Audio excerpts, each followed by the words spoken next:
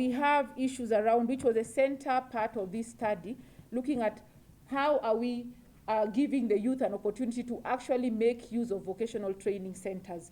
As National Taxpayers Association, we have undertaken a similar studies in Vihiga, Kisumu, and Nairobi. And we were with this study trying to encourage cross-county learning.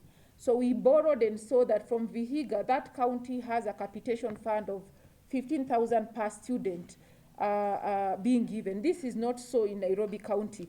And we see that this has affected retention and transition of students in our VTCs. So our key ask from this study is one, can we move from the policy of capitation that we have in Nairobi County to actually funding the same, so that we have the county not just relying on the national level grant that we've now been told comes in a different pack, but can the county itself, when we are saying we are prioritizing youth, do we have a capitation fund that can support both infrastructure and the students within the schools? We have seen this working in Vihiga, so we are hoping that this is something that the county can borrow. There have been critical issues that the report has brought, that most of the students in our VTCs come from households that have an income of 10,000 to 20,000 per month. And we have looked at the average cost of courses offered in our vocational training centers.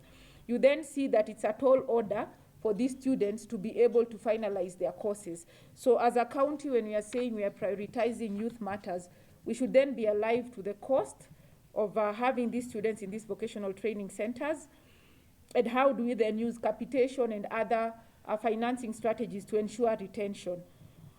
In as much as we are advocating for more increased resourcing to this sector, our report has also shown that there is a bit of inefficiency and wastages that has been picked out by the Office of the Auditor General.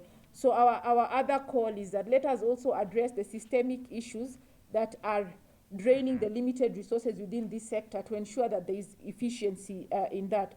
But over and above that, we know that the vocational training centers are manned by human beings, and we need to look at their welfare. Again, on this, we would want the learning we have borrowed from Vihiga.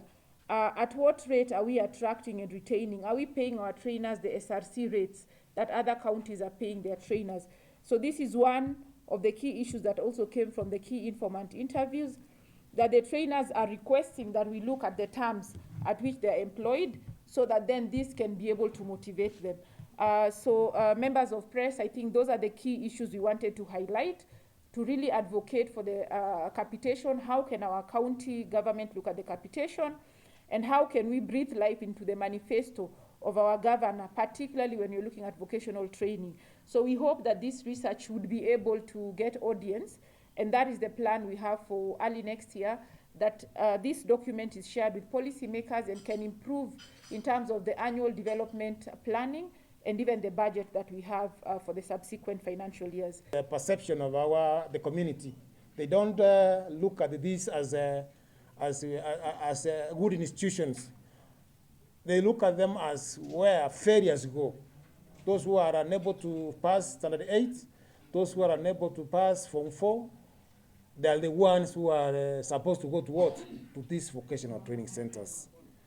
And we are doing a lot to change this perception, because we tell them that these vocational training centers is for everyone. Anybody that who want a skill, even if you have you are trained in whichever way you are trained, you have a master's, you have a PhD, but you can come and take a skill like plumbing, you can take a skill like electrical installation, welding, and you can have it as a side hustle as you continue with your works, with your specialization, whichever specialty that you have, you can still have this skill as what? As a side hustle. So that at the end of the day, when you retire from maybe you have been a teacher, when you retire at 60, you continue with your what? The skill you've been learning. You continue with your plumbing, you continue with your electrical installation, because with these skills that we offer in vocational training center, you don't retire.